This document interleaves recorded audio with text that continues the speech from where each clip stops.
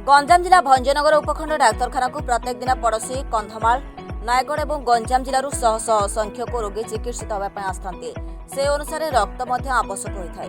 अधिकांश समय ओडिशा रे रक्त भंडार रक्त अभाव जो बहुमूल्य जीवन अधीन चली जाଉଛି।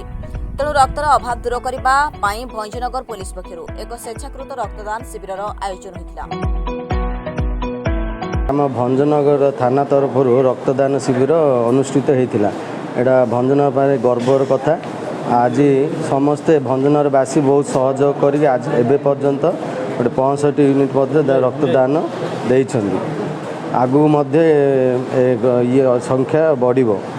आमर मध्य आम गोटे 15-20 जन होकर नरेश फुटबॉल क्लब तरफ आसिक रक्त देलु। आईटा भल कार्य भंजनगर गौरव।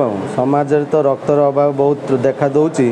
तेणुक जन जन हाथ देकी जब समस्ते रक्त सहयोग करेंगे ताले रक्तर कौन मृत्युवरण करेंगे। शुणी भंजनगर पुलिस स्टेशन में ब्लड सहित अनुष्ठित होती। मु फास्ट टाइम ब्लड देती। मत बहुत खुशी लगुच ब्लड दे। अन्य मानक जनवाई चाहूँगी ब्लड दिंतु अन्य जीवन बचातु। भंजनगर उपखंड आरक्षी अधीक्षक सुजित कुमार नायक, थाना अधिकारी कुमार मुदुली, आम पुलिस समितिर सदस्य माने उपस्थित रही रक्तदाता को उत्साहित करथिले। कवि सम्राट मीडिया क्लब सभापति प्रदीप स्वाई और उपसभापति पुरुषोत्तम महापात्र रक्तदान केन्द्र में रही तदारख करथिले। भंजनगर थाना परिसर में गोटे रक्तदान शिविर कार्यक्रम चालू रही।